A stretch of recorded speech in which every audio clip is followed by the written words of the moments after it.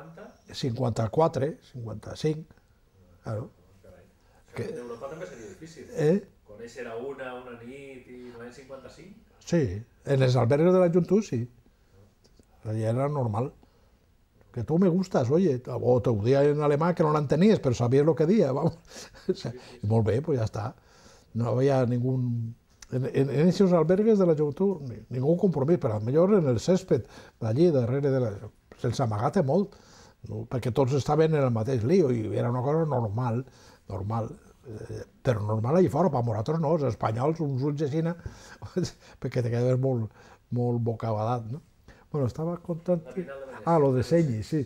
Que en l'any 62 jo vaig ser seleccionat per participar en el pavelló espanyol de la Bienal de Venècia, no? I vaig anar a la inauguració, claro. L'any 62, t'ho he dit, l'any 62, no? Sí. Y entonces era presidente de la República Antonio Senyi, el pare d'este. Y claro, arriba el presidente de la República, pues tota la faramalla de la parafernalia de tots els països, els coraceros, els no sé què, els italians més, perquè fa molt espectacle d'aquest tipus de coses. He acompanyat els ambaixadors. Y el tío cuando va a arribar al pabellón español, dice, Arcadio Blasco, quiero conocer a Arcadio Blasco, que era amigo de mi hijo, no sé qué, tal, en italià, claro. I ja me va agarrar a la Xina i ja vaig estar tot el dia en ell, en el periòdic. I claro, la gent fer fotografies i han mirat, i després alguns crítics van posar en la premsa, no?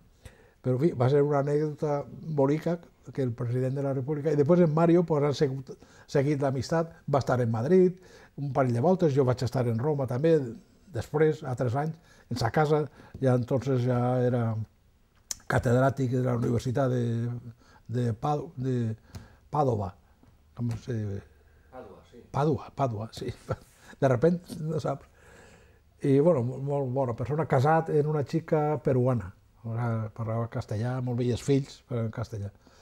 Ara fa temps que no han connectat, perquè se va presentar a president de la República per el Partit Demòcrata Cristià, com era son pare, i no va eixir. Va eixir Berlusconi, la primera que va eixir Berlusconi, que encara està col·legiant per ell.